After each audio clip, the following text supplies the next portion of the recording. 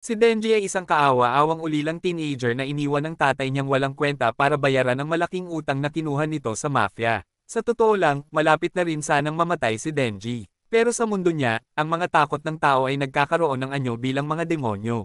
At ang ilan sa kanila ay pwedeng maging mabait, gaya ng matalik niyang kaibigan na si Paka, ang Chainsaw Devil, na tumutulong sa kanya magputol ng puno at pumatay ng demonyo para kumita ng pera. Pero nang traidorin at patayin si Denji ng mafia, isinakripisyo ni Paka ang sarili para buhayin siya at gawing chainsaw man para patuloy siyang lumaban at balang araw ay mabuhay ng buhay na matagal na niyang pinapangarap. Nagsisimula ang kwento habang katatapos lang ni Denji sa panghuhuli ng Tomato Devil at dumating ang handler niya mula sa mafia para bilhin ito. Sabi ng handler, ang mga parte ng katawan ng Tomato Devil ay mabebenta ng mahal sa ilalim ng merkado at bibigyan siya ng 400,000 yen. Tuwa-tuwa si Denji, pero binuwas ng matandang hayop ang bayad sa utang at iba pang singil, kaya 70,000 yen na lang ang natira sa kanya. Pagkatapos bayaran ng ilang bills at utang, naiwan kay Denji ang 1,800 yen na magiging budget niya para sa buong buwan. Pagdating sa barong-barong nilang tirahan, nagbahagi sila ni Paka ng isang pirasong tinapay bilang hapunan. Sabi ni Denji, ang mga normal na tao ay naglalagay ng jam o mantikilya sa tinapay, pero hindi niya afford.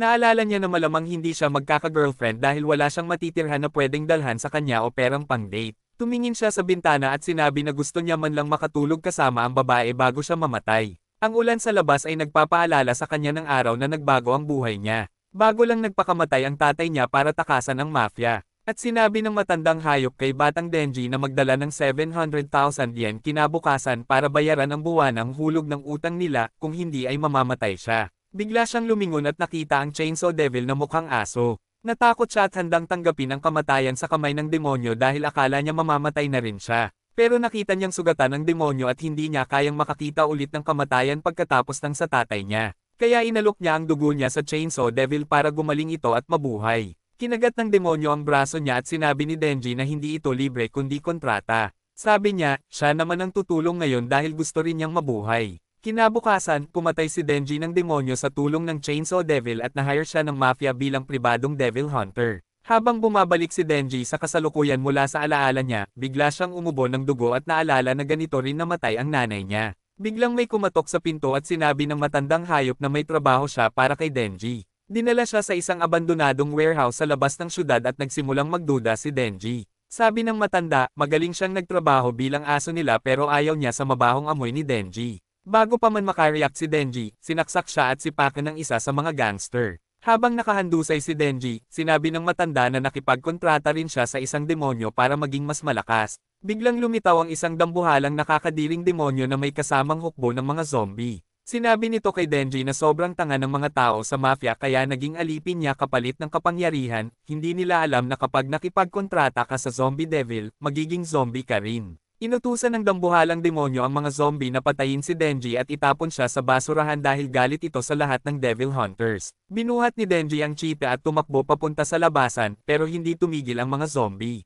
Sinugitan nila siya at pinabagsak sa lupa, saka siya sinaksak ng paulit-ulit. Habang sumisigaw si Denji sa sakit, iniisip niya kung bakit hindi man lang niya makamit ang pangarap niyang mamuhay ng simple at normal. Ilang sandali lang, ang putol-putol niyang katawan ay itinapon sa basurahan. May patak ng dugo na dumaloy at pumasok sa bibig ni Paka. Nagising ito sa huling pagkakataon at naalala ang sinabi ni Denji noon na ang tanging pagsisisi niya ay kung mamamatay siya habang lumalaban sa mga demonyo. Mag-isa na si Paka. Sinabi ni Denji sa kanya na kung mamatay siya ng maaga, kunin niya ang katawan niya at umalis sa syudad para mabuhay at mamatay bilang normal na tao. Kaya ginamit ni Paka ang kapangyarihan niya para buuin ulit ang katawan ni Denji. Bigla na lang nakita ni Denji si Paka sa panaginip. Tinanong niya kung nagtagumpay ba itong kunin ang katawan niya. Nagsalita si Paka at sinabing gusto niya palaging marinig ang mga pangarap ni Denji. Sabi niya, ito na ang bagong kontrata nila.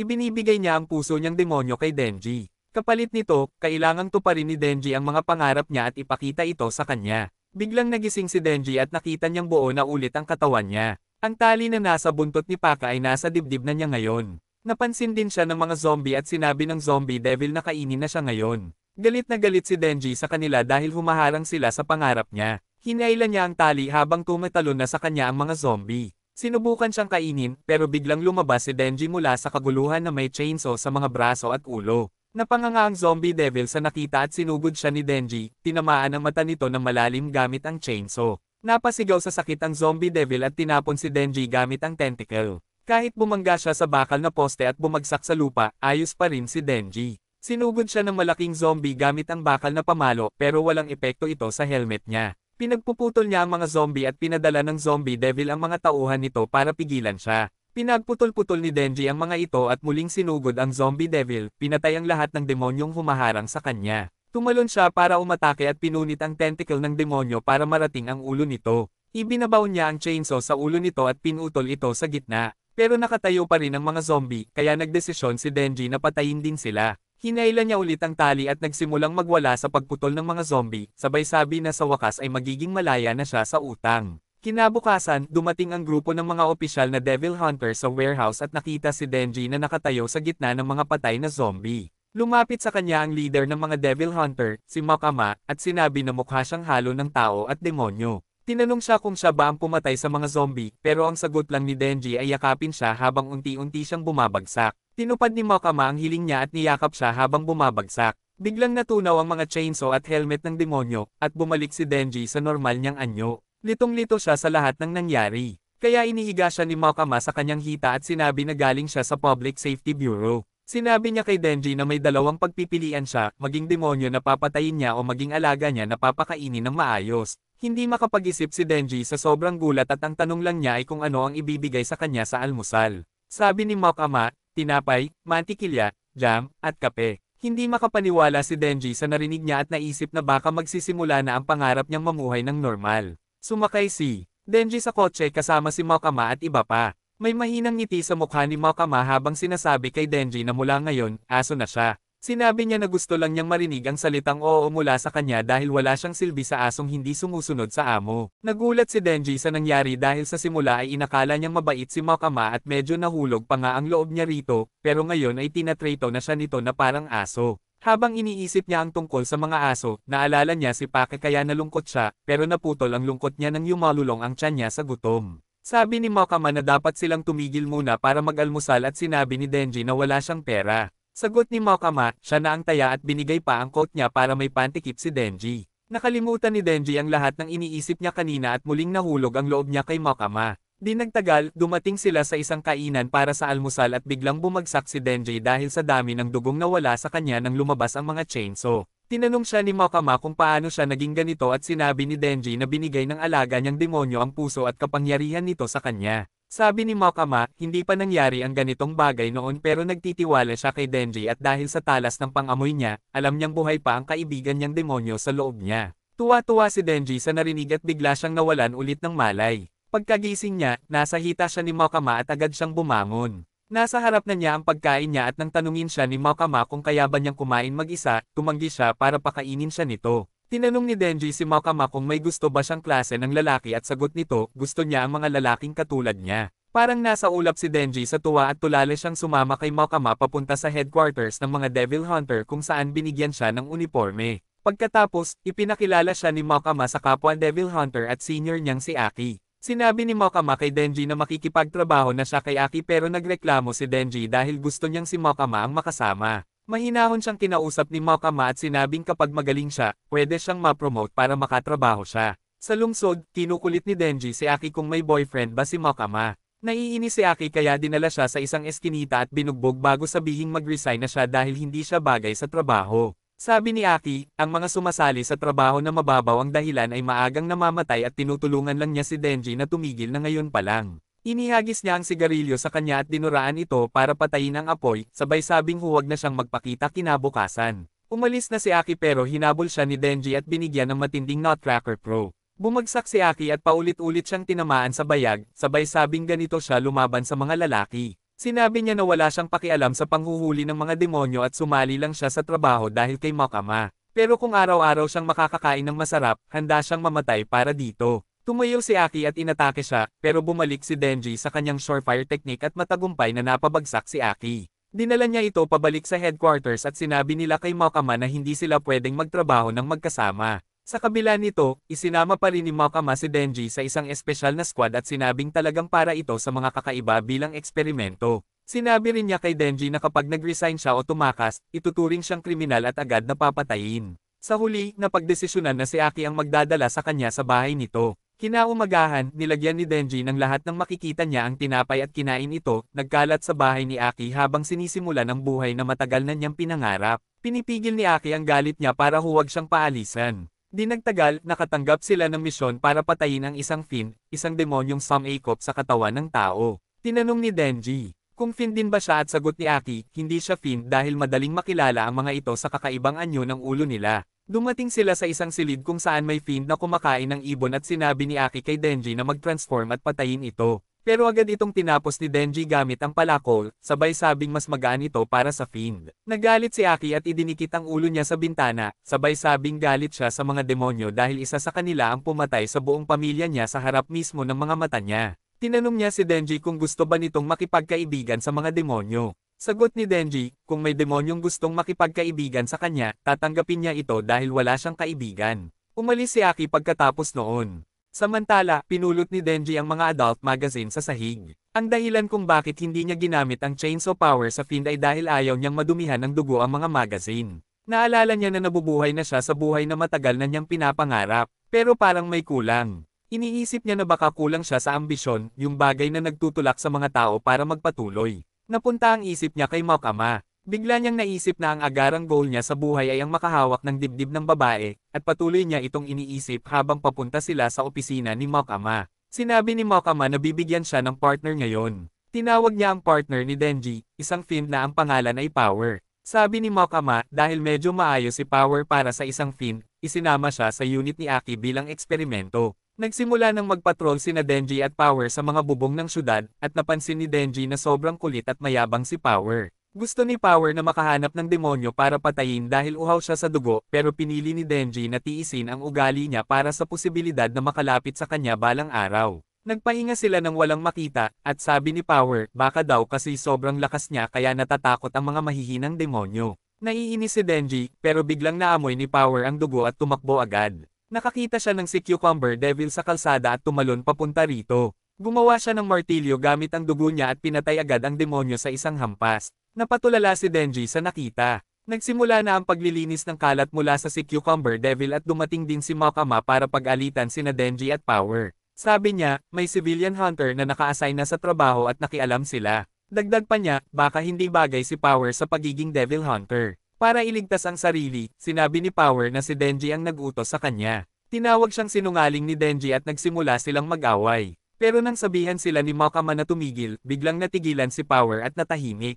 Pagkatapos, habang bumibili si Denji ng inumin sa vending machine, nakita niyang naglalaro si Power sa isang pos ang gala. Bigla niyang sinabi na sa mga pusa lang siya marunong makisama. Bago siya naging Fiend, isa siyang makapangyarihang demonyo at likas ang galit niya sa mga tao. Ngayon, galit na rin siya sa mga demonyo dahil isa sa kanila ang dumukot sa alaga niyang pusa na si Meow. Sabi ni Power, gagawin niya ang lahat para mabawi ang pusa niya, kahit pa kailangan niya makipagtulungan sa mga taong kinamumuhian niya. Sabi ni Denji, hindi niya maintindihan ang paggawa ng kahit ano para sa pusa, pero maiintindihan niya kung aso ang pinag-uusapan, o kung para ito sa paglapit sa babae. Tinanong siya ni Power kung tutulungan ba siya ni Denji na mabawi si Meow kung papayagan niya itong hawakan siya. Agad na na-excite si Denji at sinabing papatayin niya ang demonyong dumukot sa kawawang pusa. Naaprubahan ng leave ni Power at pumunta sila sa lugar kung saan naroon ang demonyo. Sabi ni Power, kapag siya ang lumapit, gagamitin ng demonyo ang pusa bilang panangga, kaya si Denji ang kailangang lumaban. Dumating sila sa probinsya at itinuro ni Power ang bahay kung saan nakatira ang demonyo.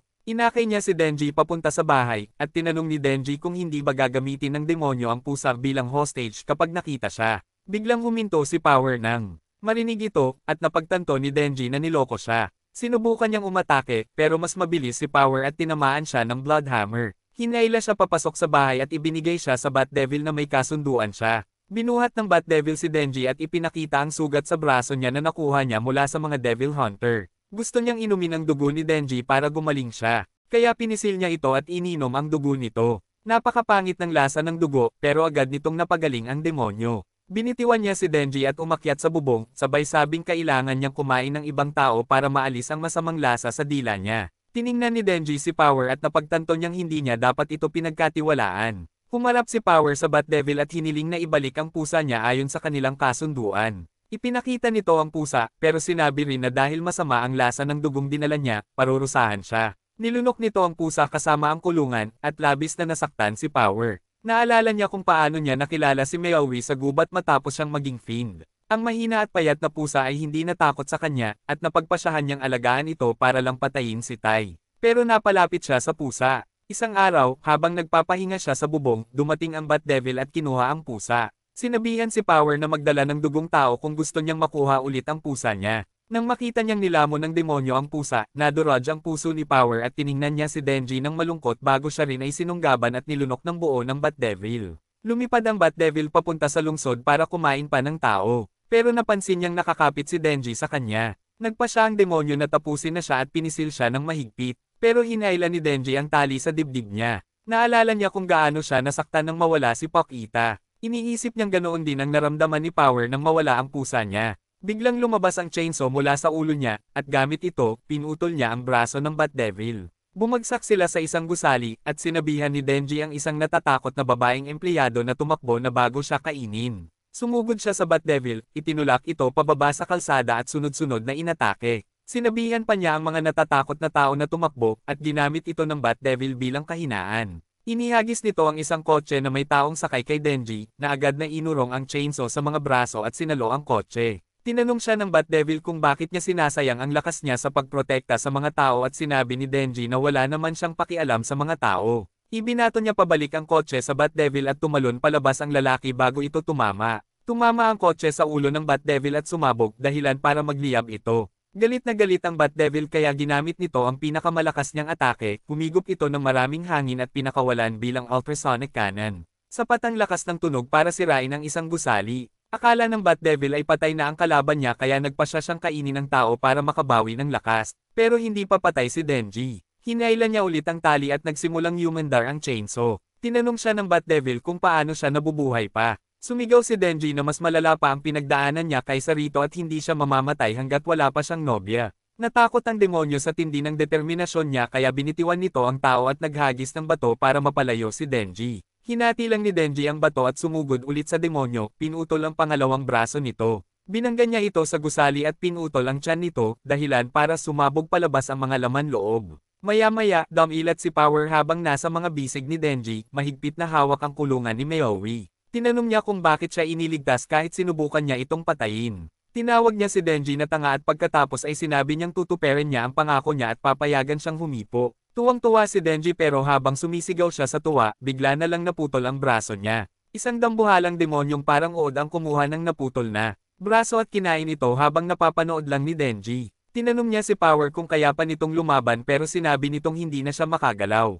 Hiniling niyang kunin ni Denji si Meowie at tumakbo, pero nagpa siya si Denji na lumaban. Hinailan niya ang tali, pero maliit na chainsaw lang ang lumabas sa ulo niya dahil sobrang dami na ng dugong nawala sa kanya. Lumapit si Denji sa Worm Devil, na nagsabing nobyo niya ang Bat Devil at hindi siya masaya na patay na ito. Nagpa siya siyang palayain si Denji dahil cute ito sa paningin niya, pero plano niyang patayin ang babae at ang pusa. Naghanda si Denji para lumaban dahil hindi niya papayag ang maagaw ang gantimpala niya. Kaya inatake siya ng Worm Devil. Iniwasan niya ang mga galamay nito at tumalon-talon pero nahuli siya at binagsak sa isang gusali. Patuloy lang sa pag-iwas si Denji sa mga atake ng Worm Devil pero nakakita siya ng pagkakataon para makalapit at suntukin ito. Pero tinamaan ulit siya ng Worm Devil. Sinabi nitong hindi siya makapaniwalang natalo ng nobyo niya ang isang mahina. Sinabi niya kay Denji na mamamatay na ito pero sumagot si Denji na hindi siya mamamatay hanggat hindi pa niya nahahawakan ang mga melon. Tinawag ng Worm Devil na nakakatawang pangarap iyon at tinamaan si Denji sa sinabi.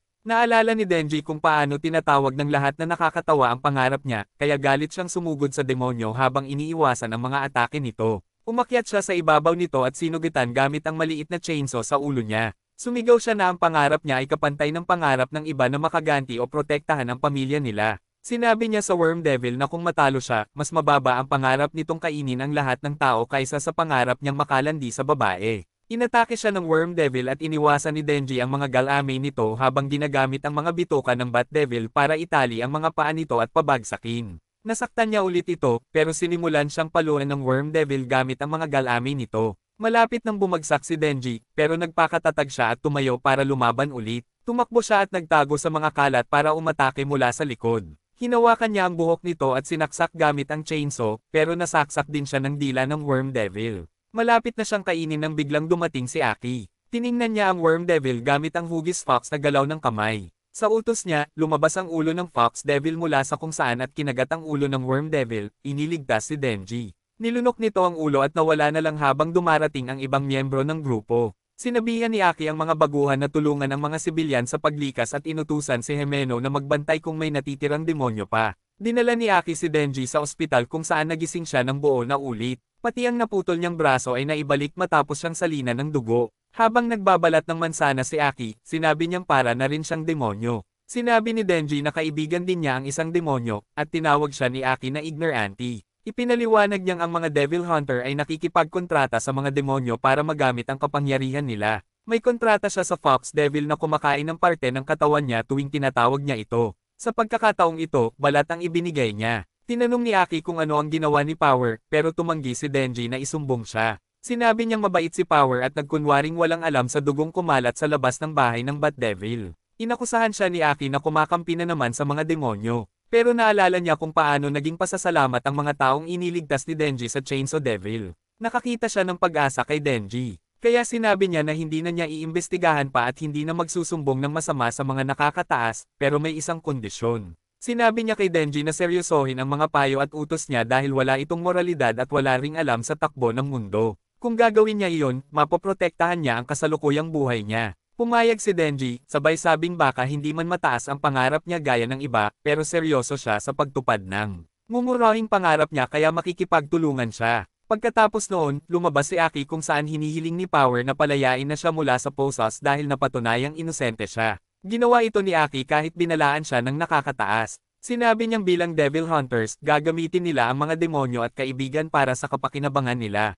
Pero hindi ibig sabihin nito ay kaibigan na niya sila. Pagkatapos noon, pumunta si Aki para iulat ang insidente kay Makima at gumawa siya ng kwento para protektahan sina Denji at Power. Tinanggap ni Makima ang kwento kahit alam niyang kasinungalingan ito at sinabi kay Aki na mas naging relax siya simula nang magsama sila ni Denji. Kinabukasan, maagang nagising si Aki para gawin lahat ng gawaing bahay habang si Denji ay patuloy na palamunin. Habang naghahanda si Aki ng tanghalian, may kumatok ng malakas sa pinto nila at nang hindi nila ito binuksan, sinira ng bisita ang kandado. Lumabas na si Power at si Mayowi pala iyon, at mula ngayon ay makikitira na sila. Agad tumawag si Aki kay Makama para magreklamo, pero sinabi nito na siya ang nagdesisyong patirahin si Power sa kanila dahil siya lang ang kayang magpakontrol sa kanya at kay Denji. Nagreklamo si Aki, pero nang sabihin ni Makama na siya lang ang pinagkakatiwalaan niya, nagising ang simp sa loob niya at tinanggap niya ang trabaho. Mas naging istorbo pa si Power kaysa kay Denji dahil ayaw niyang kumain ng gulay, mag-flush ng inidoro, o maligo.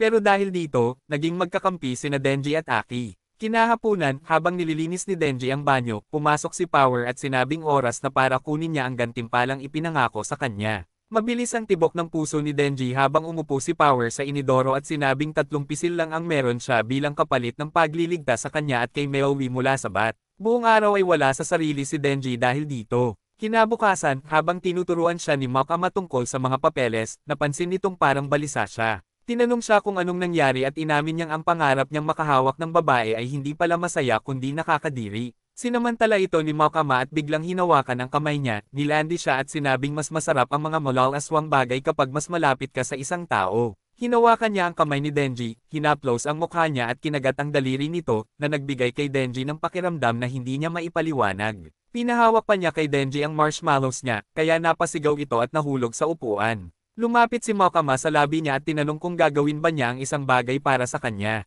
Handa si Denji na gawin ang kahit ano. Kaya umupo si Makama at sinabing patayin niya ang Gun Devil para sa kanya. Ibinunyag niyang unang lumitaw ang Gun Devil 13 taon na ang nakalipas sa bansang maraming baril, ang Amerika, pero wala nang nakakaalam kung nasaan ito ngayon. Sinabi ni Makama na ito ang pinakamalakas na demonyo na gustong patayin ng lahat ng Devil Hunter at baka si Denji lang ang may kakayahang gawin ito. Bilang gantimpala, sinabi ni Makama na kung mapapatay ni Denji ang Gun Devil, tutuperin niya ang kahit anong hiling nito. Tuwang-tuwa si Denji at hindi makapaniwala. Kaya ipinaliwanag ni Makama na ginagawa lang niya ang pangakong ito dahil sobrang lakas ng Gun Devil. Ipinaliwanag niya na ang takot ng tao ay nagiging demonyo, at habang mas kinatatakutan ito, mas lumalakas ang demonyo. Maraming taon na ang nakalipas, sumigla ang negosyo ng baril dahil nagsimulang bumili ang mga tao ng baril para labanan ang mga demonyo. Pero lumala agad ang sitwasyon at nagsimula ang karahasan gamit ang baril. Madalas itong ipakita sa media kaya mas maraming tao ang natakot sa baril. Ang huling pangyayari ay isang teroristang atake na yumanig sa Amerika, at sa mismong araw na iyon unang lumitaw ang Gun Devil.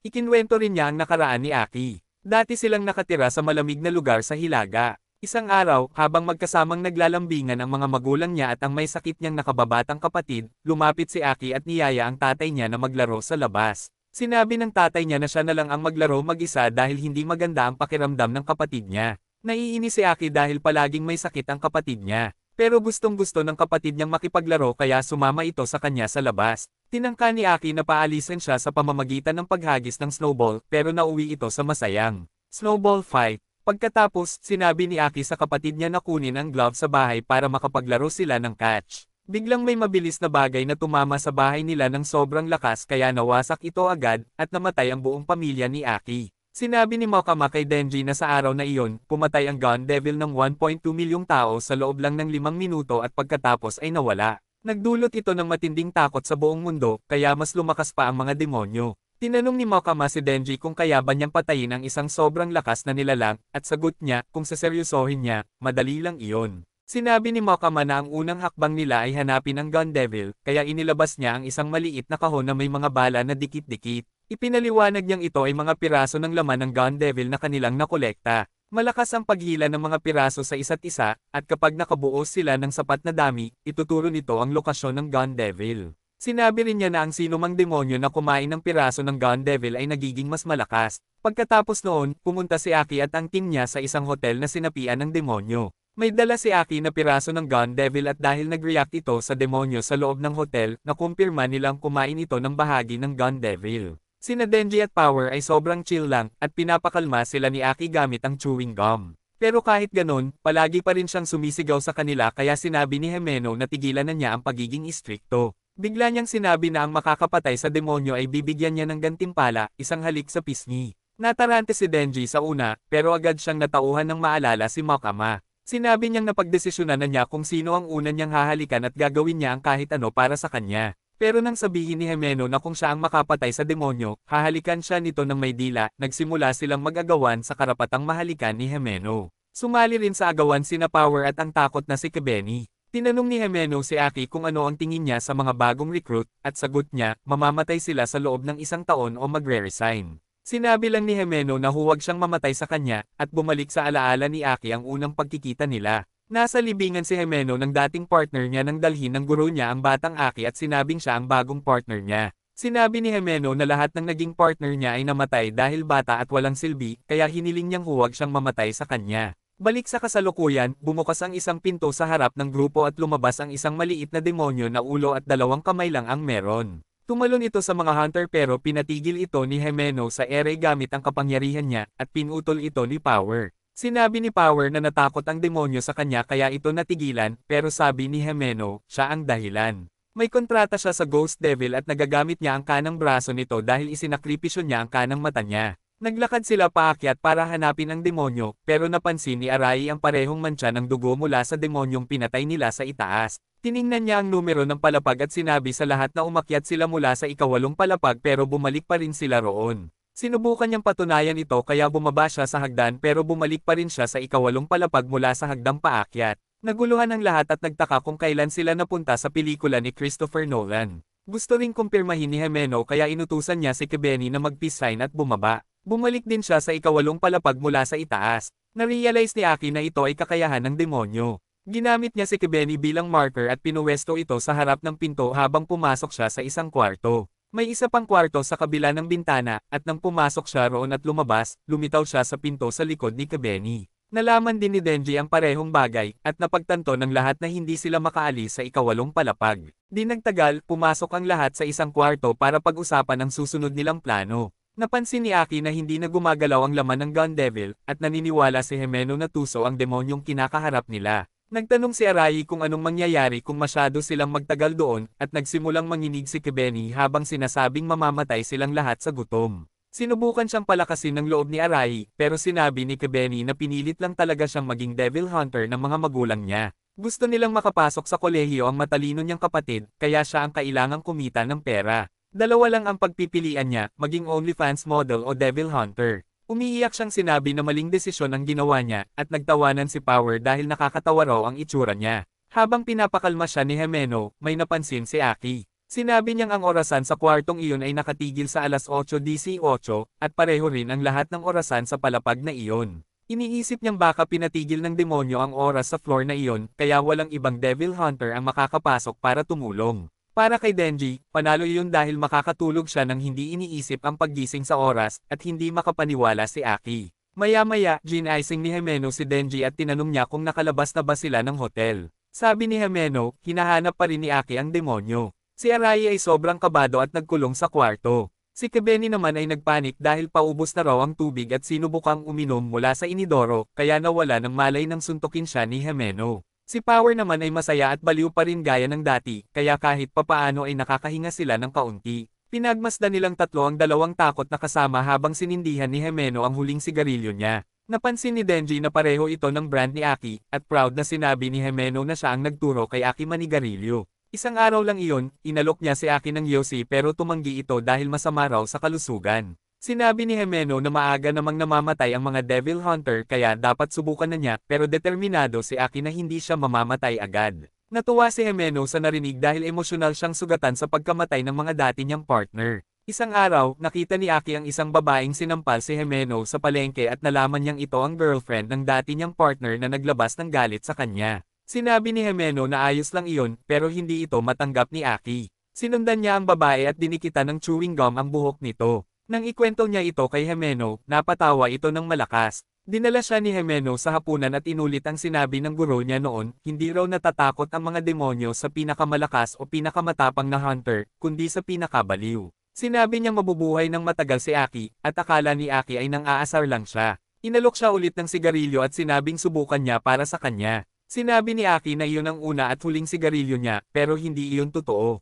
Balik sa kasalukuyan, pumasok si Aki sa kwarto para humingi ng yosi kay Himeno. Nang malaman niyang huli na iyon, kinuha niya ito mula sa bibig ni Himeno at sinimulang manigarilyo. Natarante si Denji dahil para raw silang naghalikan, pero sinabihan siya ni Aki na tumahimik dahil may masamang balita siya. Ang demonyong pinatay ni Power kanina ay nagsimulang lumaki at maging mas nakakatakot ang itsura. Lumabas ang lahat para harapin ang demonyo na parang tumor na may malabong hugis ng mga mukha ng tao. Nag-alok ng kontrata ang demonyo sa mga tao, hayaan daw nilang kainin si Denji at palalayain niya ang lahat ng walang pinsala. Biglang lumabas si Kebeni mula sa kwarto niya, nanginginig pero may hawak na kutsilyo, at sinabing magpakain na lang. Si Denji, sumugod siya sa kanya pero sinipa ni Aki ang kutsilyo mula sa kamay niya at sinapak siya ni Himeno. Sinabi ni Himeno kay Aki na tawagin ang Fox Devil para kainin ang demonyo, pero nabigo siya dahil parang hiwalay sa realidad ang lugar na iyon. Sinubukan ni Himeno na punitin ang demonyo gamit ang ghost hand niya, pero lalo pang lumaki ang demonyo matapos masaktan. Tumawa ito at sinabing hindi iyon ang tunay niyang katawan at wala rin ang puso niya sa ikawalong palapag. Sinabi niya sa mga hunter na nasa loob sila ng tiyan niya at ang tanging paraan para makalabas ay tanggapin ang kontrata. Hindi naniniwala si Denji na palalayain sila ng demonyo kahit kainin siya. Pero sinabi ni Himeno na kapag pumirma ng kontrata ang demonyo sa tao, obligado siyang tuparin ang kasunduan basta tumyupad din ang tao. Lumabas si Arai mula sa silid at sinabing dapat patayin si Denji, pero tutol si Aki dahil sa tingin niya may mahalagang dahilan ang demonyo sa hinihingi nito. Pumayag si Himeno sa kanya, pero gusto pa rin ni Power na patayin si Denji dahil kailangan na niyang umuwi para pakainin si Meowi. Sa huli, napagdesisyonan nilang huwag patayin si Denji at naghintay sila sa pasilyo habang patuloy na lumalaki ang demonyo at papalapit sa kanila. Tinanong ni Himeno si Aki kung may plano ba siya, at sinabi nitong kung wala ng ibang paraan, gagamitin niya ang espada niya. Agad siyang pinigilan ni Himeno at sinabi kay Denji na papatayin niya ito bago pa magamit ni Aki ang espada. Samantala, kinain ni Power ang lahat ng pagkain nila kaya nagalit si Arai sa kanya. Habang nagtatalo sila, dumating si Kebeni na may hawak na kutsilyo. Lubos na siyang nababaliw at sinabing kasalanan ni Power kung bakit sila natrap doon. Sinubukan siyang kausapin ni Arai pero inakusahan siya ni Kebeni na kakampi ng mga demonyo at sinubukang saksakin siya, dahilan para matakot si Arai. Dahil sa takot nila, lalong lumakas ang demonyo at nagsimulang lumaki ng mabilis. Tumakbo sina Aki at ang iba palayo habang tumatawa ang demonyo at sinabing matakot sila dahil siya ang demonyo ng kawalang hanggan. Biglang tumagilid ang sahig habang nagbabago ang anyo ng hotel at bumukas ang isang malaking butas sa gitna nito kung saan bumuka ang bibig ng Eternity Devil para lunukan si Denji. Nagsimulang isakripisyo ni Arai at Kebeni si Denji, kaya nagpasya siyang gamitin ang espada. Ayaw ni Himeno na mangyari iyon kaya pinigilan niya si Aki gamit ang ghost arm niya. Sinabi niyang kung gagamitin ni Aki ang espada, makakalabas sila pero mawawala ang malaking bahagi ng buhay niya at hindi niya hahayaang mangyari iyon. Biglang sinunggaban ni Arai si Denji at sinubukang saksakin ni Kebeni, pero hamarang si Aki at siya ang nasaksak. Nagulat ang lahat at nang tumayo si Aki, sinabi niyang kahit si Denji ang pinakamasamang taong nakilala niya, kinikilala niya ang tapang nito at gusto niyang makasama ang mga tulad niya para patayin ang Gun Devil. Natarante si Denji nang makita si Aki na nasugatan at nag-isip kung ano ang dapat niyang gawin. Sinabi ni Kebeni na kasalanan lahat ni Denji at kung kakainin siya, matatapos na ang problema. Sawa na si Denji sa bangayan kaya nagpasya siyang tumalon sa bibig ng demonyo pero hindi siya susuko ng basta-basta. Alam niyang natatakot ang Eternity Devil sa chainsaw niya at nasasaktan ito kapag tinatamaan. Kaya plano niyang punitin ito mula sa loob hanggang mamatay ito sa sakit. At kung magtagumpay siya, gusto niyang huwag kalimutan ang halik na ipinangako sa kanya. Sinabi ni Denji kay Aki na hindi niya kailangang iligtas siya dahil pagod na siyang may utang na loob sa iba, at kung makalabas sila, quits na sila. Hinailan niya ang tali at tumalon sa bibig ng Eternity Devil. Nilunok siya ng demonyo at mukhang natuwa ito, pero pinunit ni Denji ang bibig nito habang lumabas bilang Chainsaw Man. Patuloy niyang pinupunit ang Eternity Devil kahit patuloy siyang inaatake nito sa kabila ng sakit. Sinabi ng demonyo kay Denji na hindi niya mahahanap ang puso nito doon at hindi niya ito mapapatay, sabay sabing mas mahina na siya kaysa dati. Nagulat ang lahat sa eksenang iyon ng karahasan, pero sinabi ni Power na nawawalan na ng maraming dugo si Denji at kung magpapatuloy ito, mawawalan siya ng lakas at babalik ang chainsaw. Sinimulang kagatin ng mga bibig sa loob ng Eternity Devil si Denji at naramdaman niyang kulang na ang lakas niya. Kaya kinagat niya ng malaki ang laman ng demonyo para makabawi ng enerhiya. Muli niyang pinagtataga ang Eternity Devil habang sinasabi na ang dugo nito ay lasang maruming kanal, pero ang itsura ng sakit sa mukha nito ay parang strawberry jam. Sa sandaling iyon, na-realize ni Himeno na wala pa siyang nakitang mas baliw pa kay Denji. Sinabi ng guro niya noon na natatakot ang mga demonyo sa mga baliw na Devil Hunter dahil hindi sila madaling takutin. Hindi rin sila madaling intindihin. At natatakot ang mga demonyo sa mga bagay na hindi nila maintindihan, tulad ng mga tao. Sinabi ng master niya na hindi siya o si Himeno ang tipo ng taong kayang maging baliw. Kahit mataas ang ambisyon nilang patayin ang Gun Devil, sinabi ng guro niya na sanayin niya ng husto si Aki dahil sa bilis ng progreso nito, malapit na siyang makabuo ng sapat na piraso para matunten ang Gun Devil. Ayaw ng guro niya na mangyari iyon. Kaya iminungkahi ni Himeno kay Aki na mag-private na lang sila. Hindi na nila kailangang habulin ang Gun Devil, kikita pa sila ng maayos at magkakaroon ng oras para sa sarili. Tumanggi si Aki at sinabing hindi siya kailanman magpa-private dahil ang Public Safety Bureau lang ang may access sa laman ng Gun Devil. Alam ni Himeno na mamamatay si Aki kung lalaban siya sa Gun Devil dahil kulang siya sa pagiging baliw. Pero habang pinapanood niya si Denji sa aksyon, iniisip niyang kung may sino man na sapat na baliw para talunin ang Gun Devil, si Denji iyon. Biglang bumagsak si Denji sa sahig dahil sa atake ng Eternity Devil, at tinulungan siya ni Himeno sa pamamagitan ng paghila ng tali para paandarin ulit ang chainsaw niya. Tumawa si Denji at sinabing patuloy niyang tatagain ang demonyo at iinuman ang dugo nito para makabawi ng lakas. At ito na raw ang pinakamalapit na mararating ng tao sa isang perpetual motion machine. Patuloy siyang umatake ng walang pahinga kahit ang mga nanunood sa kanya ay nanghihina na sa gutom at nagsimula ng magpahinga sa kama. Binantayan siya ni Himeno at siya ang nakasaksi sa pagtatapos ng laban matapos ang 3 araw na walang tigil na pakikipaglaban. Pumunta siya sa kwarto at niyakap si Denji, sabay sabing magpahinga na sila dahil tapos na ang lahat. Sa ibaba nila, tuluyan nang bumigay ang Eternity Devil sa walang katapusang sakit at inalok ang puso nito kay Denji para patayin siya at tapusin ang paghihirap. Ginawa iyon ni Denji agad, at sa wakas, nakalabas na sila ng hotel. Nakahinga ng maluwag si Denji dahil ligtas silang nakalabas at nakakuha pa ng piraso ng laman ng Gun Devil. Pero bigla siyang bumagsak. Sinakalan siya ni Himeno at binuhat sa likod para dalhin sa ospital habang si Power naman ang sumuporta kay Aki. Ilang araw ang lumipas, gumaling na si Aki at katatapos lang ng isang misyon nila ni Himeno. Iminungkahi ni Himeno na mag-party sila para sa mga bagong recruit dahil guilty sina Arai at Kebeni sa pagnanais nilang patayin si Denji noon. Gusto pa nga nilang mag-resign dahil doon, kaya iniisip ni Himeno na makakatulong ang party para mas maging close ang grupo. Alam ni Aki na gusto lang talagang uminom ni Himeno, pero pumayag siya sa party basta ngayong linggo ito gawin dahil aalis si Makama papuntang ibang lungsod sa susunod na linggo. Gusto niyang nandoon si Makama. Sinabi ni Himeno na mas matagal nang nananatili si Makama sa lungsod kaysa dati dahil kay Denji. At ngayon, curious na siya kung ano ang alam nito tungkol sa kapangyarihan ng Chainsaw Devil. Ginawa nila ang party makalipas ang ilang araw at nandoon ang lahat ng miyembro ng grupo. Halos hindi marunong magbasa si Denji kaya hindi niya mabasa ang mga nasa menu, pero mas interesado siya sa halik na ipinangako kaysa sa pagkain. Tinanong niya si Himeno tungkol dito, at sinabi niyang kailangan muna niyang malasing ng kaunti bago gawin iyon at hiniling kay Denji na patawarin ang lahat sa pagtatangkang patayin siya. Narinig ni Denji ang isang nakatatanda na nagsabing tumayo siya at magpakilala ng maayos, pero sinabi ni Eki sa kanya na huwag sabihin ang tungkol sa kontrata niya sa demonyo sa mga taong hindi niya lubos na pinagkakatiwalaan. Sinabi ni Denji sa lahat na siya ay 16 at ang mga hilig niya ay kumain at matulog.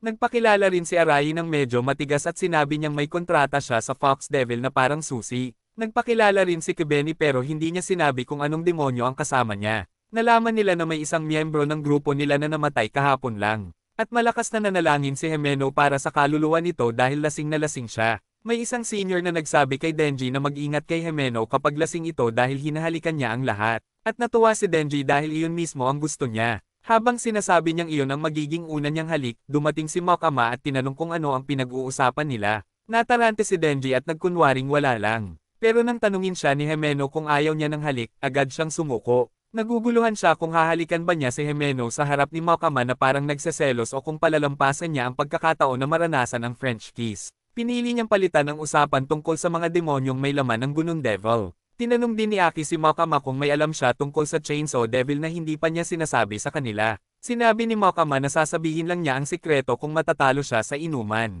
Tinanggap ni Aki ang hamon at sumali rin si Himeno. Natalo sila ni Mokama sa inuman at nag-enjoy ang lahat. Biglang lumapit si Himeno kay Denji at hinalikan siya habang nakatitig si Mokama sa kanila. Pakiramdam ni Denji ay nasa langit siya pero bigla niyang naramdaman na may kakaibang dumadaloy sa bibig niya. Napagtanto niyang suka ni Himeno iyon. At kahit nandidiri siya, nagtawanan ang mga senior dahil alam nilang mangyayari iyon. Hindi na napigilan ni Denji at nalunok niya lahat. Ilang sandali pa, nagsusuka na siya sa banyo. Tinulungan siya ni Arai at sinabing naiinggit siya kay Denji dahil wala siyang talento para maging Devil Hunter. Tinanong ni Denji kung paano siya maiinggit sa lalaking ang unang halik ay lasang suka, tapos bumalik na siya sa ginagawa niya. Natapos ang party at nasa labas na ang lahat, pero hindi makita ni Mokama si Denji. May nagsabi sa kanya na nawalan ito ng malay at dinala ni Himeno sa bahay niya. Nagising si Denji sa kwarto ni Himeno na nauuhaw sa tubig nang dumating si Himeno at pinainom siya ng alak sa pamamagitan ng halik. Sobrang lasing si Himeno kaya hindi niya alam na dinala niya si Denji doon at nahilo si Denji sa konting alak. Lumapit si Himeno at sinabing alam niyang gusto ni Denji si Mokama. Sinabi niya kay Denji na kalimutan na ang babaeng iyon at pati si Aki ay dapat tigilan na ang paghanga kay Mokama. Bigla siyang humiga sa tabi ni Denji at hinaplos ang labi nito bago tanungin kung gusto ba niyang gawin iyon kasama siya. Natarante si Denji sa narinig at kahit na naaakit siya, hindi niya mapagkatiwalaan ang babaeng Sumire sa unang halik niya. Pero napigilan ng natural niyang pagnanasa ang iniisip niya at sumuko siya rito. Nakita ni Himeno ang lollipop sa bulsa ni Denji. Nang makita iyon, agad naalala ni Denji na noong malungkot siya dahil sa suka kiss, sinabi ni Mokama sa kanya na lumabas muna at magpahangin. Habang nakatayo siya sa labas, lumapit si Mokama at binigyan siya ng gamot para sa hangover. Nagsumbong si Denji na nasira ang unang halik niya at tinanong kung palagi na lang ba niyang maiisip ang suka tuwing hahalik siya. Biglang ipinasok ni Mokama ang lollipop na sinisipsip niya sa bibig ni Denji at sinabi sa kanya na hindi niya makakalimutan ang lasa pero hindi niya kailangang mag-alala dahil marami pa siyang unang tikim sa hinaharap. Nabigla si Denji sa sinabi ni Mokama na iyon ang una niyang indirect kiss. Bumalik sa kasalukuyan, nakahiga si Denji sa sahig habang nakatitig sa lollipop at si Himeno ay mahimbing na natutulog sa kama. Buo ang desisyon ni Denji na ang unang beses na matutulog siya kasama ang babae ay kay Mokima at handa siyang palampasin ang ganitong klaseng pagkakataon para doon. Kinaumagahan, ginasing siya ni Himeno at dinala sa balcony para mag-agahan. Sinabi ni Himeno na wala siyang maalala sa mga nangyari kagabi at tinanong kung pinilit ba niya si Denji. Malinaw na sinabi ni Denji na ayaw niyang may mangyari sa kanila ng isang babaeng kadiri tulad niya at iniingatan niya ang sarili para kay Mokima. Malakas pa niyang sinabi na buti na lang at walang nangyari dahil menor de edad pa siya at baka makulong si Himeno. Tinanong siya ni Himeno kung gusto ba talaga niya si Mokima kahit na pangit ang ugali nito. Kumpiyansang sumagot si Denji ng oo at nag-alok si Himeno na tulungan siyang mapalapit kay Mokima. Hindi makapaniwala si Denji. Pero sinabi ni Himeno na kailangan din niyang tulungan itong mapalapit kay Aki. Tinanggap ni Denji ang kasunduan at sinabi ni Himeno na dapat ay magkaibigan sila mula ngayon. Samantala, si Mokima at isa pang Devil Hunter ay papunta sa ibang lungsod para makipagkita sa kanilang mga nakakataas. Nasa tren sila at habang nagsisimula ng Humandar ito, biglang lumitaw ang mga gangster na nagkunwaring pasahero at binaril sila ng tig-isang putok na agad ikinamatay nila. Hindi alam ni Denji at ng iba pa ang nangyari, at kasalukuyan silang kumakain ng tanghalian kasama si Himeno habang abala rin ang ibang Devil Hunter sa kani-kanilang trabaho. Wala ni isa sa kanila ang nakapansin na may mga taong may dalang baril sa paligid at nang nagkaroon ng pagkakataon, pinagbabaril sila.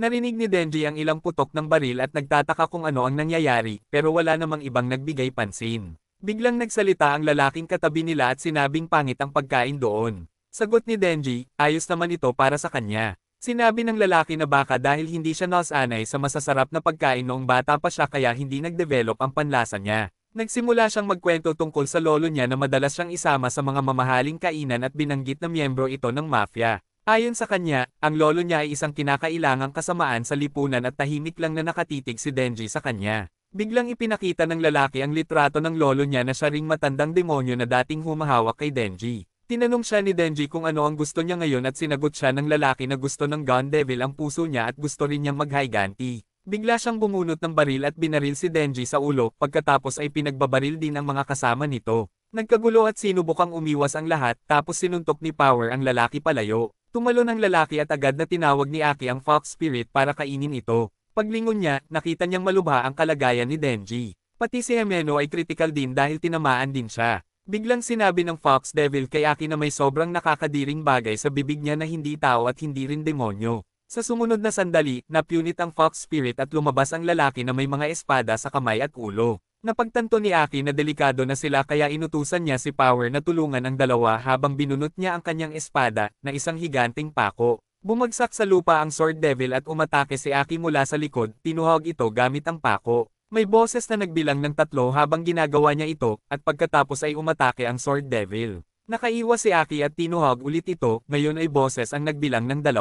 Tinuhog niya ulit ito at habang binibilang ng boses ang isa, itinulak siya ng Sword Devil. Sinabi nito na hindi siya nasasaktan sa mga atake ni Aki, pero sinabi ni Aki sa Cursed Devil na tapusin na ito. Habang binibilang ng boses ang 0, biglang lumitaw ang isang malaking maputlang kamay ng Cursed Devil at hinablot ang Sword Devil, saka sinipsip ang buhay nito. Naiwan ang Sword Devil na patay sa lupa. Tinanong ni Aki si Power kung ayos lang si Himeno. Sabi niya, kailangan nito ng medikal na tulong. Naisip ni Aki kung paano nagkaroon ng baril ang lalaki sa Japan, gayong mga Devil Hunter at pulis lang ang pinapayagang magkaroon nito. Pero inuna niyang iligtas si Himeno. Bago pa siya makakilos, may dumating na babae at nagsabing kaya ng Cursed Devil na pumatay ng kahit sino sa 3 tama, na isang kakaibang kapangyarihan. Lumapit siya sa Sword Devil at tinulungan itong tumayo. Ayos na ulit ito kahit napatay na ng sumpa. Tinanong siya ng babae kung bakit siya natalo at sagot niya, sobrang niyang minamaliit ang kalaban.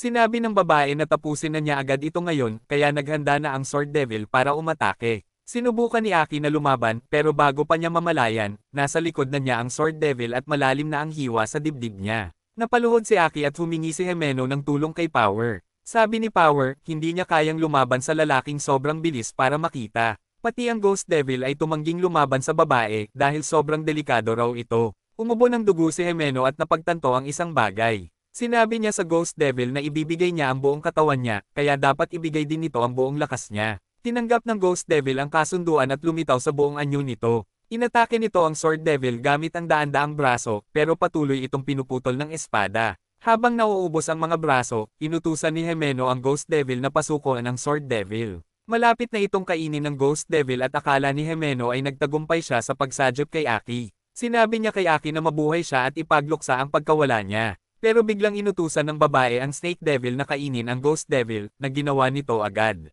Paglingon ni Aki kay Himeno, nakita niyang nawala na ito at naiwan lang ang damit at eye patch niya sa sahig. Labis ang lungkot ni Aki at hindi siya pinansin ng Snake Girl. Tumakbo na rin si Power pero wala rin siyang pakialam dito. Sabi niya, kunin na lang nila ang puso ng Chainsaw Devil at umalis. Pero may huling gagawin pa ang Ghost Devil para kay Denji. Isang naputol na braso ang gumapang papunta kay Denji at hinayla ang tali niya, kaya nag-activate ang chainsaw powers niya. Tumayo siya ulit at sinabi ng Snake Girl sa Sword Devil na patayin si Denji pero huwag sirain ang puso. Sabi ni Denji, wala siyang alam sa iba, pero alam niyang masama ang mga ito at gusto niya ang masasamang tao dahil walang nagrereklamo kapag pinapatay niya sila. Tumalon si Denji papunta sa Sword Devil na parang baliw at handang-handa siyang lumaban. Habang naglalaban sila, tinawagan ng Snake Girl ang mga kasama niya para humingi ng backup. Napansin niya ang alikabok na dulot ng laban ni Denji at Sword Devil. Napaatras si Sword Devil pero agad din siyang nakabawi at naitulak si Denji. Sinimulan niyang hatawin si Denji ng malalakas na hiwa pero hindi ito sapat para mapabagsak siya. Biglang may 2 goons na dumating at tinutukan ng baril si Denji. Sinabi ng Sword Devil na huwag barilin ang puso. Pero bago pa sila makakilos, inatake sila ni Denji at pinabagsak isa-isa. Gamit ang pagkakataon, inatake siya ng Sword Devil mula sa hindi bantay na bahagi at tinaga siya. Biglang nagsimulang magpaputok ang isa sa mga goons. Kaya dinasarmahan muna ito ni Denji at ginawang hostage, sabay sabing umatras ang Sword Devil kung ayaw niyang mamatay ang kasama niya. Lumuhad ang Sword Devil at inakala ni Denji na sumusuko na siya. Pero sa susunod na sandali, nasa likod na siya ni Denji at tapos na ang pag-atake niya. Nahati sa gitna si Denji at ang hostage. Pinulot ng Sword Devil ang naputol na katawan ni Denji at sinabing kailangan na nila itong dalhin agad. Biglang nawala ang kapangyarihan niya bilang demonyo at bumalik siya sa pagiging tao. Samantala, patay na rin ang ibang Devil Hunters. Ang mga taong pumatay kay Makama ay nag-final check sa kanya at nagpa siya na makihalo sa mga sibilyan para makatakas. Pero biglang bumangon si Makama mula sa kamatayan at sinubukan siyang atakihin ulit ng mga lalaki pero wala silang nagawa.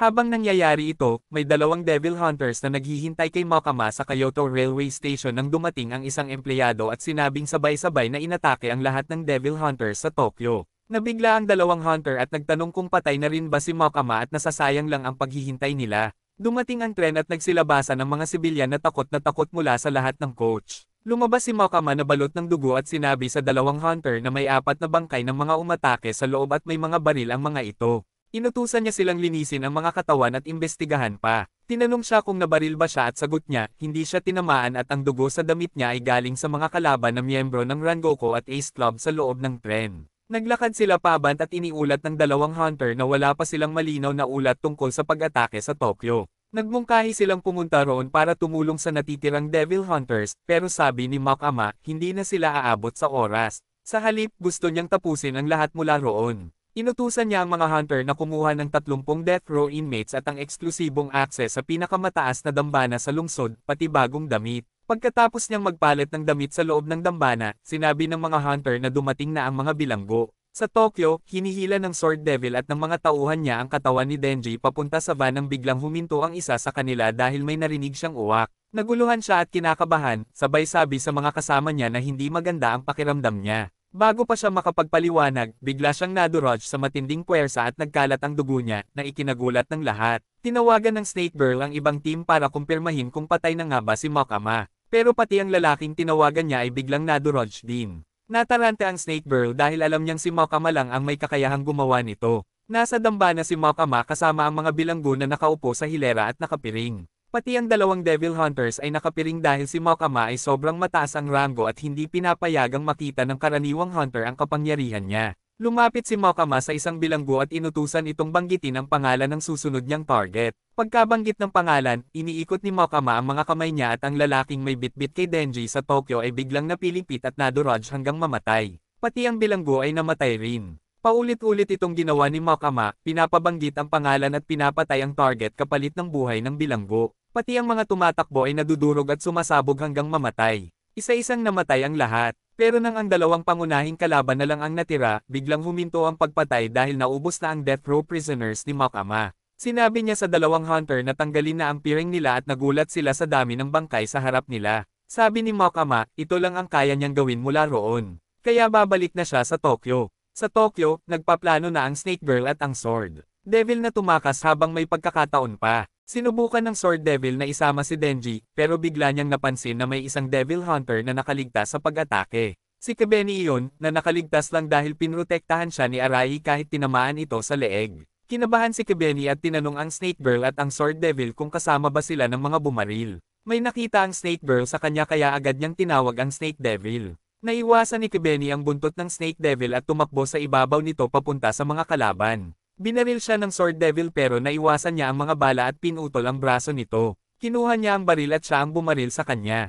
Nang subukan naman siyang barilin ng Snake Girl, madali niyang naiwasan ang unang mga bala at ginamit si Denji bilang panangga. Napansin ng Snake Girl na hindi niya kayang barilin si Kebeni at sobrang sama na rin ang lagay ng kasama niya. Kaya itinulak niya ito sa van at agad na umalis habang iniiwasan ang mga putok ni Kebeni. Nang makaalis na ang mga kalaban, napaupo si Kebeni at humingi ng tawad kay Denji dahil sinubukan niya itong patayin sa hotel. Nang subukan siyang patayin ng isa sa mga bumaril matapos makuha ang lahat, mabilis siyang gumalaw at napabaril nito ang sarili. Pakiramdam ni Kebeni ay nababaliw na siya sa trabaho at iniisip niyang sabihin kay Himeno na magre-resign na siya sa susunod na pagkikita nila. Pagbalik ni Makama sa Tokyo, nakita niya ang isa pang nakaligtas sa mga Devil Hunter. Sinabi nito na halos lahat ng miyembro mula Grupo 1 hanggang 4 ay napatay, maliban sa mga hindi tao. Inutos ng mga nakakataas na pagsamahin na ang lahat ng grupo sa ika-4 na squad na direktang nasa ilalim ng utos ni Makama. Hindi nagpakita ng emosyon si Makama kahit sa balitang iyon. Pagkatapos, iniabot ng lalaki ang kanyang resignation letter dahil ayaw na niyang magtrabaho sa trabahong halos tiyak ang kamatayan.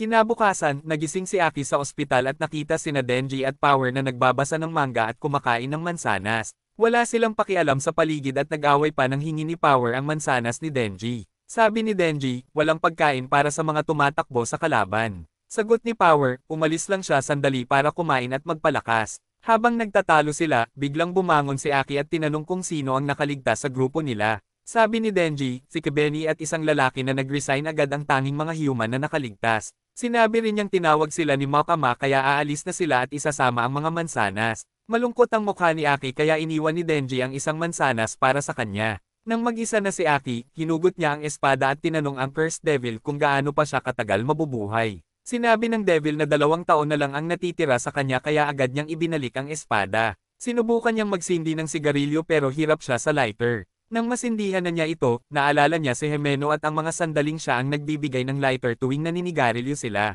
Nahulog ang sigarilyo mula sa bibig niya at inapakan niya ito habang unti-unting tumulo ang mga luha niya. Nasa labas ng pinto si Denji at naririnig ang lahat. Bumalik lang siya para kunin ang manga pero hindi na niya kayang pumasok. Iniisip niyang sobrang sakit ng nararamdaman ni Aki dahil sa pagkawala ng mga kaibigan niya, lalo na si Himeno. Pero bigla niyang naisip kung bakit hindi siya umiyak para kay Himeno, gayong siya ang unang taong gustong maging kaibigan niya. Naalala niya kung gaano siya kalungkot nang mamatay si Pokita. Pero ngayon, hindi na siya malungkot para sa kanya. Iniisip niyang baka hindi rin siya malulungkot kung mawala sina Power o Aki. Naniniwala si Denji na kahit mamatay si Makama, malulungkot lang siya sandali at babalik din sa pagiging masaya dahil nabubuhay na siya.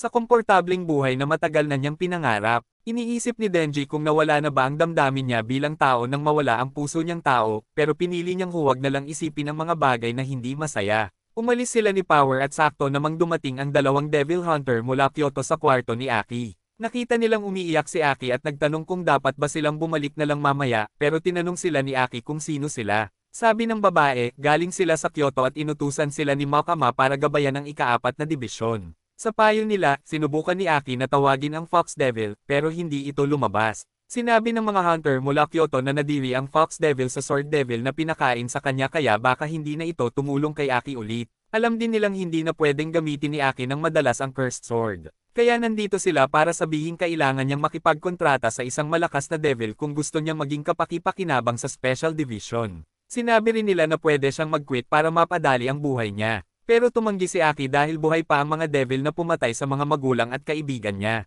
Natuwa ang mga bisitang hunter sa narinig at sinabing babalik sila kinabukasan para ituloy ang proseso. Pagkaalis nila, may isa pang taong dumating at nanlaki ang mata ni Aki nang makita ang mukha nito. Samantala, dinala ni Makama sina Denji at Power sa sementeryo at sinabing matapos ang nangyari, gusto niyang sanayin ang grupo nila para mas tumibay. Dahil magiging abala siya sa ibang bagay, nagpasya siyang kumuha ng isang bihasang guro para sa kanila. Dinala niya sila sa guro, pero bago pa siya makapagpakilala, sinabi nitong tumahimik siya. May ilang tanong siya para kina Denji at Power. Tinanong niya kung ano ang naramdaman nila sa pagkamatay ng mga kasama nila, at sagot nila ay wala lang. Tinanong niya kung gusto ba nila ng paghihiganti, at sagot nila ay hindi nila gusto ang madilim na bagay gaya ng revenge. Sa huli, tinanong ng lalaki kung kaninong panig sila, sa tao ba o sa devil. Sagot ni Denji, kakampi siya sa kung sino ang nag-aalaga sa kanya, at sabi ni Power, kakampi siya sa kung sino ang nananalo. Tumalikod ang lalaki at sinabing perfect score sila sa test niya at gusto na niya sila agad.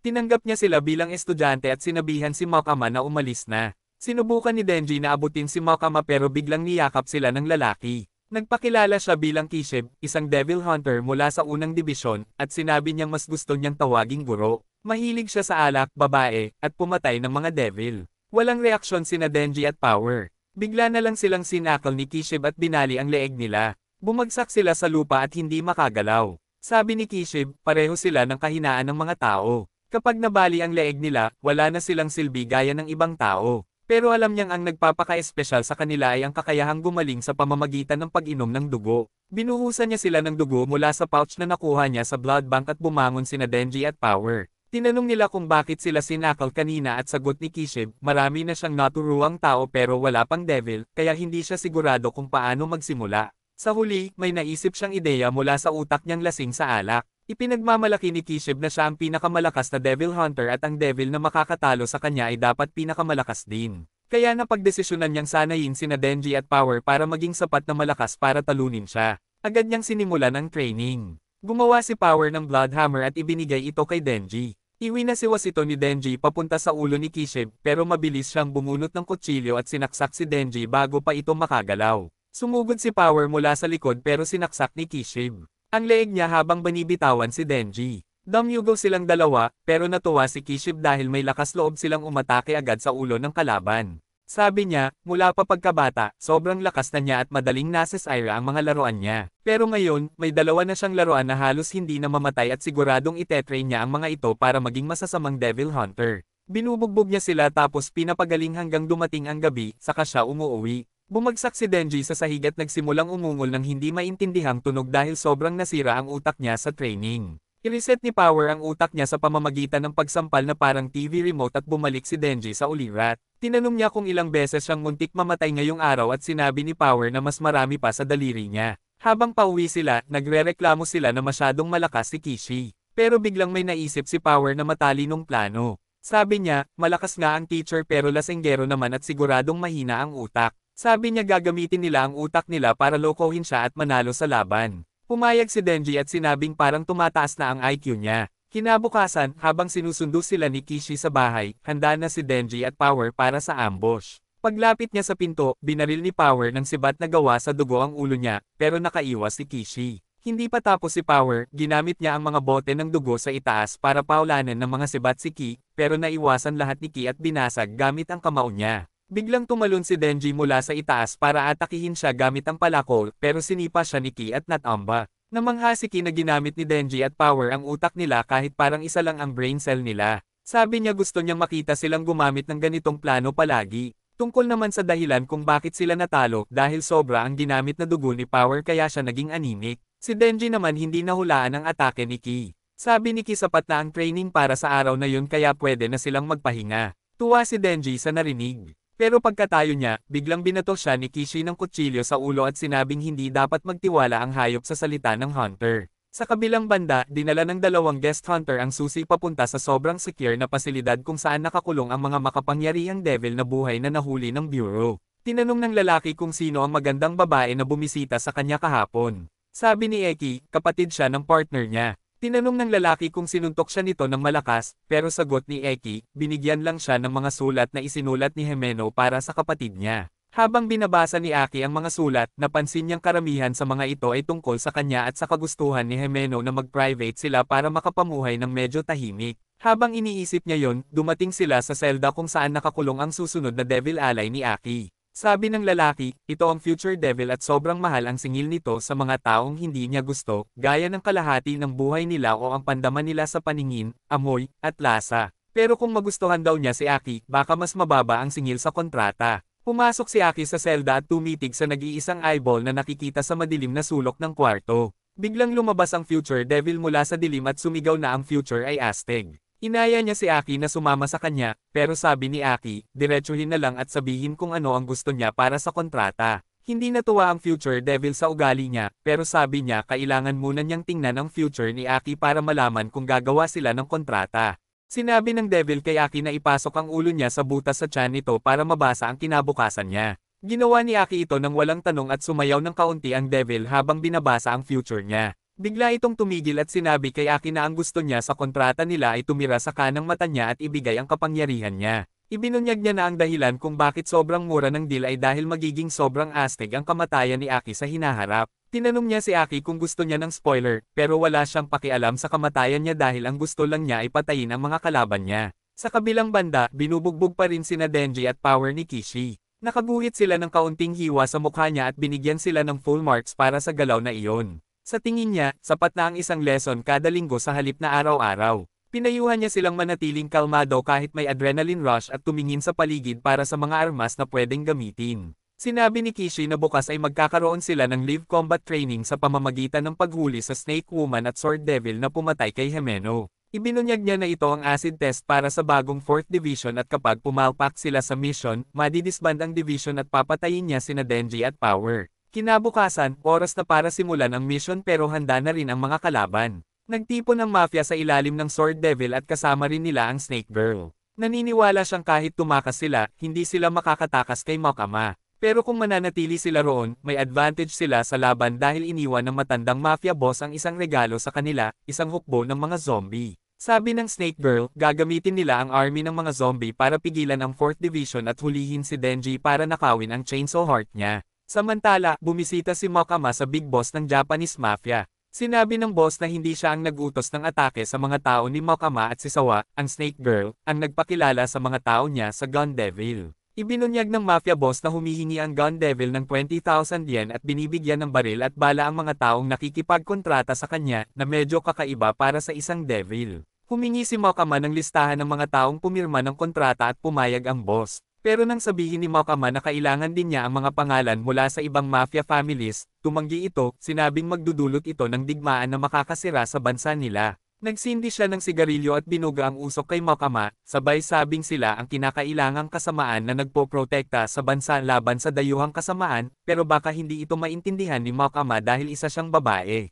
Tumawa ang lahat sa kanya, pero biglang inilapag ni Makama ang isang bag sa mesa. Akala ng mafia boss ay suhol ito, pero sinabi ni Makama na ang laman ng paper bag ay mga eyeball ng mga mahal sa buhay ng lahat ng naroon. Nabigla ang mafia boss nang makumpirma ito at sinabi ni Makama na kung makikipagtulungan siya, ibabalik niya ang mga mata sa tamang may-ari. Nagalit ang isang lalaki at sinubukang atakihin siya, pero bigla itong damyugo sa ilong at bumagsak. Sinabi ni Makama sa mafia boss na ito ang tunay na kinakailangang kasamaan at pinilit siyang makipagtulungan. Sa kabilang banda, nakatayo ang 4th Division sa harap ng target building nila. Kumpiyansa sina Denji at Power na sila na ang pinakamalakas matapos ang training, pero takot pa rin si Kibeni gaya ng dati. Tinanong ni Aki si Kishi tungkol sa plano, at sinabi niya na ang plano ay pumasok sa loob at harapin ang kalaban ng diretsahan. Kaya pinangunahan ni Aki ang grupo papunta sa gusali kung saan naroon na ang ibang miyembro. Sa labas, nakipagkita si Kishi sa hepe ng pulisya at sa leader ng isa pang Devil Hunter Division.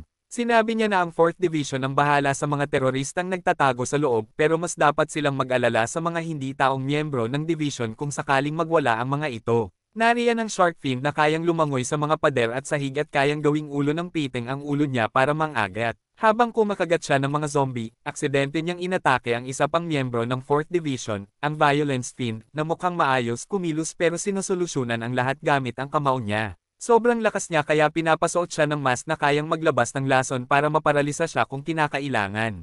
Nariyan din ang Spider Devil na kadalasang mukhang normal na babae. Kahit mas mabait siya sa mga tao kumpara sa ibang devil, hindi pa rin siya lubos na mapagkakatiwalaan. Mayroon ding Angel Devil na kakaiba dahil wala siyang galit sa mga tao. Pero kapag nahawakan siya, nababawasan agad ang buhay ng tao. Kasama rin ni Aki ang mga Devil at Fin sa panghuhuli ng mga zombie. Lumapit ang Angel Devil kay Aki at tinanong kung may panyo siya. Nilapitan siya ni Aki at binigyan ng panyo nang hindi nag-aalala sa buhay niya dahil alam niyang gumagana lang ang abilidad kapag direktang nahawakan. Biglang may bumaril sa kanila at pinrotektahan ng Angel Devil si Aki gamit ang mga pakpak niya. Agad siyang sumugod sa lalaki at pinatumba ito bago sabihing ilabas siya ng Devil. Mas gusto ng Angel Devil ang gumawa ng trabaho kaysa makipaglaban. Pagkatapos, lumingon si Aki sa mga kasama niya at sinabing hayaan na ang iba sa mga zombie at sila na lang ang humarap sa dalawang pangunahing kalaban. Naghiwa-hiwalay sila para hanapin ang mga ito at pumunta si Aki sa ikaapat na palapag kung saan biglang may bumaril sa kanya mula sa likod. Naiwasan niya ang bala at pinatumba ang lalaki. Pero dumating pa ang ibang guns at tinutukan siya ng baril. Bigla silang nagsimulang damyugo sa ilong at isa-isang bumagsak dahil pinatumba sila ni Makima mula sa malayo. Umakyat si Aki at nakita si Sawa, ang Snake Girl. Bago pa siya makaatake, inutusan ni Sawa ang Snake Devil na iluwa ang Ghost Devil na nilunok nito. Hawak na ni Sawa ang control sa Ghost Devil at inutusan niya itong patayin si Aki. Nilabanan ni Aki ang mga atake gamit ang kapangyarihan ng Future Devil na nagpapakita ng mga mangyayari ilang segundo bago ito mangyari. Pero bukod doon, wala na siyang ibang advantage. Kaya natalo siya ng Ghost Devil. Hinawakan siya nito sa leeg, hinayla palapit, at sinimulang sakalin sa utos ni Sawa. Habang nawawalan siya ng malay, naalala ni Aki ang araw na pinilit siya ni Himeno na subukang manigarilyo sa unang pagkakataon. Pero nang malaman niyang hindi pa siya legal na edad, binawi ito ni Himeno. Sinabi niya na itatago niya ito at ibibigay kay Aki kapag naging adult na siya at may bisyo na. Biglang napansin ni Aki na nasa sahig na siya at hindi siya tinapos ng Ghost Devil. Inilapit nito ang nakasarang kamao sa kanya. Nang buksan nito, nandoon ang sigarilyo na itinabi ni Himeno para sa kanya sa lahat ng panahong iyon. Nang matanggap ito ni Aki, nadala siya ng emosyon. Pero napansin niyang may nakasulat na, "Easy Revenge," sa sigarilyo. Dito niya nahanap ang solusyon sa problema niya. Lumapit siya ng kalmado sa Ghost Devil at umakyat dito habang wala itong ginagawa. Sinabi noon ni Himeno na bulag ang Ghost Devil at ang tanging paraan para matukoy ang kalaban ay sa pamamagitan ng takot. Kaya naglakad siya ng walang takot at umakyat sa leeg ng Devil habang iniisip si Himeno habang pinuputol nito ang ulo niya. Nabigla si Sawa sa nakita at sinubukang atakihin siya, pero napansin niyang nasa likod na niya si Kebeni na may hawak na kutsilyo sa leeg niya. Nang malaman niyang talo na siya, nanghina si Sawa at sumuko sa ideya ng paglaban. Samantala, nasa elevator sina Denji at Power at nandidiri si Denji nang makita niyang kinakain ni Power ang braso ng zombie. Sabi ni Power, karne pa rin ang karne kaya nag-away sila. Biglang bumukas ang pinto ng elevator at bumungad sa kanila ang isang grupo ng mga zombie. Hindi pa sila napapansin ng mga ito at gusto sanang dumaan ni Denji nang hindi napapansin. Pero biglang nagsigaw si Power para marinig siya ng mga zombie. Gusto niyang makipaglaban ng harapan at sumugod gamit ang mga talam na gawa sa dugo. Akala niya binabantayan siya ni Denji at humahanga sa galing niya, pero matagal nang umakyat si Denji sa mas mataas na palapag gamit ang elevator. Sa susunod na hintuan, humarap si Denji sa Sword Devil at sa dalawang goons nito na handa nang barilin siya. Nakahawak na si Denji sa tali, pero sabi ng Sword Devil gusto muna niyang makipag-usap bago lumaban. Sinubukan niyang manipulahin at konsensyahin si Denji tungkol sa pagpatay sa lolo niya at sa iba pa, pero sabi ni Denji, zombie na sila nang patayin niya. Sabi ng Sword Devil, dati rin silang tao kaya dapat makaramdam siya ng awa. Sinabi niyang kahit siya ay hindi makatulog kapag pumapatay ng zombie, kahit pinalitan na ng Sword Devil ang puso niya. Hiniling niyang gawin ni Denji ang isang bagay na makatao sa buhay niya at hayaan silang patayin siya. Sagot lang ni Denji ay, wala akong pakialam, kaya sumuko na ang Sword Devil sa konsensya. Hinugot niya ang mga espada para umatake at hinaila rin ni Denji ang tali. Nagbanggaan sila habang tumalon palabas ng gusali. Sinipa ng Sword Devil si Denji papasok sa isang gusali at sinubukang atakihin siya. Somehow, naiwasan at nablock ni Denji ang mga atake pero puro depensa lang siya. Nawalan siya ng balanse sa gilid ng bubong at sinipa siya ng Sword Devil palayo. Bumagsak si Denji sa bubong ng tren at sumunod ang Sword Devil. Tinanong siya kung para saan ba siya lumalaban at sagot ni Denji ay para protektahan ang buhay niya ngayon at para purihin siya ni Makima. Nagbanggaan ulit sila pero napupuwersa pa rin si Denji. Nawalan siya ng paningin sa Sword Devil at inatake siya nito mula sa ere. Napunit ang bubong ng tren at pumasok sila sa loob, dahilan para magtakbuhan ang mga pasahero. Nagpreno ang emergency brakes at nabulabog ang laban ng dalawang hybrid. Natamba si Denji at nawalan ng bantay nang makita ang isang babae sa tabi niya. Gamit ang pagkakataon, pinutol ng Sword Devil ang isa niyang kamay, pero nakatakas ang babae. Ginamit ulit ng Sword Devil ang super speed move at sinugod si Denji, pinutol din ang pangalawang braso niya. Sinabi niyang tapos na ang laban at pinasori si Denji sa lolo niya bago niya ito patayin ng hindi masyadong masakit. Tumayo si Denji at sinabing may chainsaw pa siya sa ulo. Sumugod siya sa Sword Devil na tumakbo rin ng buong bilis, pinulbos ang chainsaw sa ulo ni Denji. Sigurado siya na ang panalo sa laban, pero tinawag siya ni Denji na tanga. Tinanong niya kung hindi ba tinuruan ng lolo niya na ang hayop ay hindi dapat magtiwala sa salita ng hunter. Naloko ang Sword Devil sa sinabi ni Denji at tinarget ang ulo niya, pero ang totoong sandata ni Denji ay ang chainsaw na lumabas sa binti niya. Biglang nahati sa dalawa ang Sword Devil, pero bumalik din siya sa isang piraso. Kahit nakatali siya ng makakapal na bakal, sabi ni Denji pareho lang talaga sila dahil tulad ng pagtanggal niya sa mga espada sa kamay, bumalik din ang katawan niya sa dati. Sumigaw ang Sword Devil, sinisigaw na papatayin niya si Denji. Pero sabi ni Denji, pwede siyang tumahol ng tumahol kahit talo na siya. Sa tingin niya, hindi patas na mabuhay lang sa kulungan ng isang masamang tulad ni Himeno. Kaya naisipan niyang parusahan ito. Sakto namang dumating si Aki at sinabi ni Denji na tamang-tama ang dating niya dahil maglalaro siya ng laro kasama ang Sword Devil. Una, nag-report si Aki sa pulis tungkol sa lokasyon nila, tapos tinanong si Denji kung ano ang iniisip niya. Sagot ni Denji, binaril siya ng lalaki kaya magbibigay sila ng nutshot sa kanya at kung sino ang makapagpasigaw sa kanya ng pinakamalakas bago dumating ang pulis, siya ang panalo. Tinawag ng lalaki si Denji na baliw at kahit si Aki ay nadismaya.